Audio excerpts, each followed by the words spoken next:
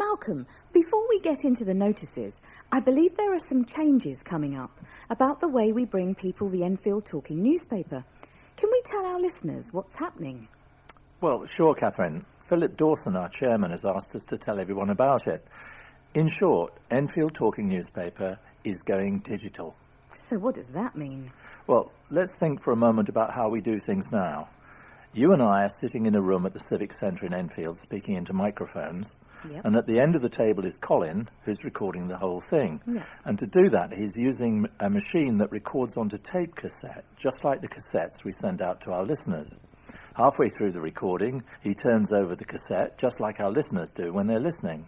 So, at the end of our recording session, we end up with one cassette with the talking newspaper recorded on it.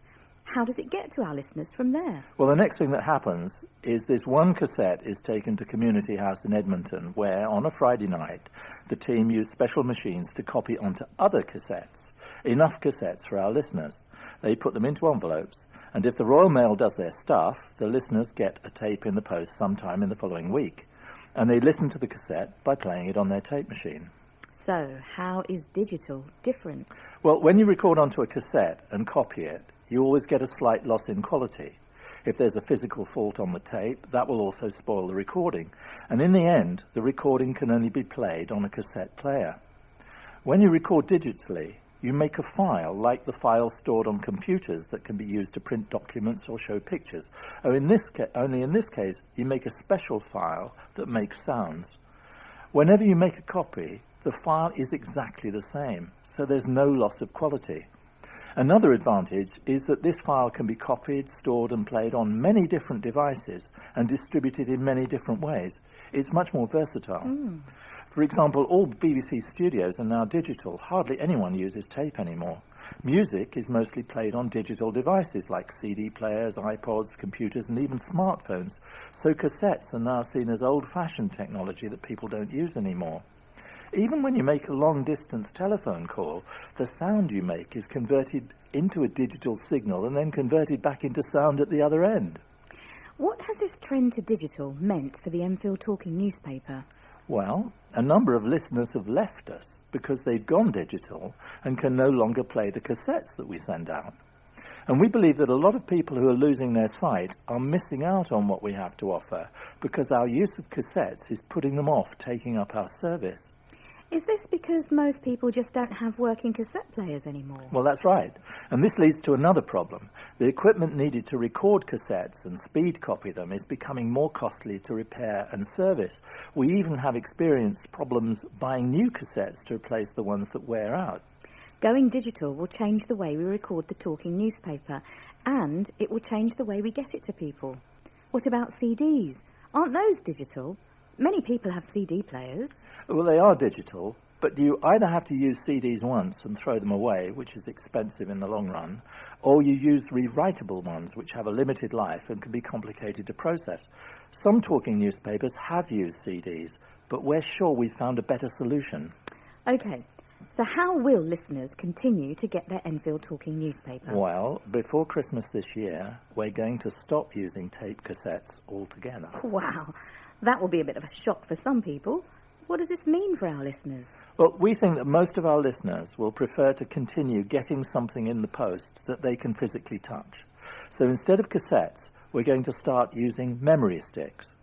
I'm sure some of our listeners will know, but for those who don't, what are memory sticks? Well, memory sticks are small electronic devices about the size of your little finger that store digital files, and that includes sound files. They were designed to plug into computers, but they can also be used on devices such as recent versions of the Concerto and Daisy players that will already be familiar to some listeners. OK, you've told us why we need to make the change, but are there any benefits from using memory sticks instead of cassettes? Well, yes, there are. The cassettes we use can only record 1 hour of material, but with memory sticks we can make a much wider range of recordings available because they store much, much more. What sort of things? Well, we'll be able to provide more information each week, including recordings of national magazines from the wide selection available via the RNIB and national talking newspapers and magazines. We'll be consulting our listeners about what they would like sent to them. And how will this affect our listeners on a practical level? Well, over the past few months, we've talked it through with our listeners' representatives and given it a lot of thought. In one way, things won't change at all. The memory sticks are simple to use and will be returned and reused each week, just as the cassettes are. But quite a lot of people won't be familiar with memory sticks and won't know how to play them. Well, we've also been thinking hard about this with our listeners' representatives, and we think our listeners fall into 4 main groups. The first group will be people, admittedly not many at the moment, who are already listening to a specially created digital version of the Enfield Talking Newspaper delivered over the internet. They're using YouTube, SoundCloud, or the British Wireless for the Blind Fund's Sonata service. Nothing will change for them, although they might notice an improvement in the sound quality.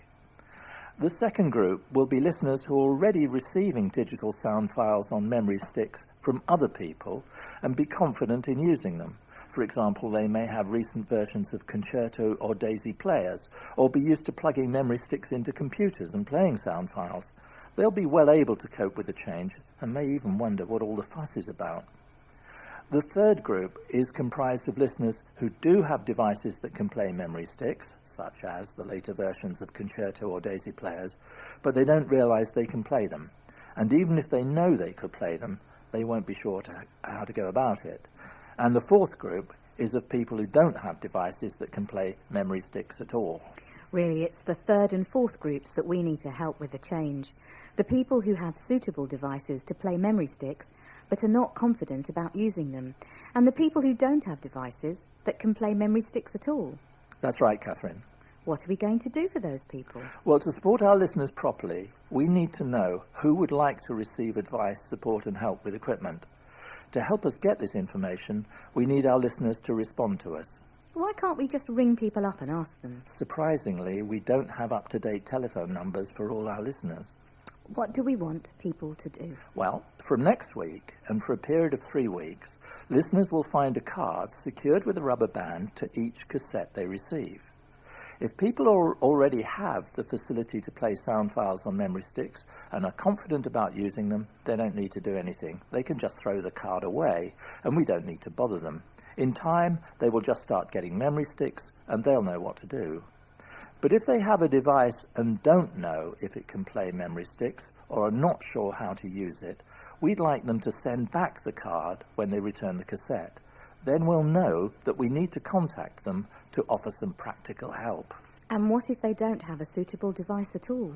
Then we'd also like them to return the card, and we'll contact them to make sure they can continue to listen using a suitable device. How do they return the card again? It's simple. They just put it into the packet when they return the cassette, and we'll know to contact them. So when people return the card, what will happen? If we have an up-to-date telephone number for them, we'll call them. If we don't have an up-to-date phone number, we'll send them a special tape suggesting how they can get in touch. And what happens when we make contact with people? The first thing we'll do is help them find out if they already have a suitable device for playing memory sticks. If they think it would be helpful, we'll even visit them to show them how to use it. And if they don't have a suitable device? Well, do you remember when we were at the annual general meeting, there was a little device there called a boombox? Yeah, it was very small and neat. It looked easy to use and the sound was really very good. If you wanted to, you could even connect it to your existing hi-fi system. That's the one. For people who don't have a suitable device like the latest Daisy or Concerto players, which play sound files on memory sticks, we have 2 offers. There's a special purchase offer, which means you can own a new boombox that plays memory sticks for just £10. That's good, Malcolm, but money's tight for many people, and even £10 can seem a lot. Well, that brings me to the second offer. If people are on means-tested benefits, we can offer a free loan of a boombox. So, if people already have a suitable device for memory sticks, we'll show them how to use it, and if they don't, we'll make sure that one way or another they get an easy-to-use boombox. That's right. When's this all going to happen, Malcolm? Well, our aim is to complete the changeover by Christmas, so we need people to contact us as soon as possible by simply returning the card with their cassette. And we will start sending out the cards next week. That's right, and I'm sure there'll be a reminder in the Talking Newspaper next week too. It sounds as if it's all been carefully planned, but not everybody likes change, do they, Malcolm? Well, it's worth remembering that at one time, the Enfield Talking Newspaper was recorded on a reel-to-reel tape recorder, and it was taken around to listeners' houses in the front basket of a bicycle. And then came along cassette players, which were new technology at the time, and we had to get used to them. But it's true, change doesn't always seem a good thing, especially if you're getting on a bit and have been used to doing things in a particular way.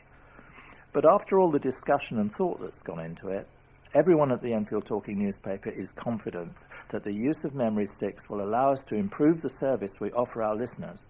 So we really want to make this transition as smooth as possible so that everyone is totally comfortable with it. And all people have to do is to return the card next week. That's right. What if they want to speak to someone now?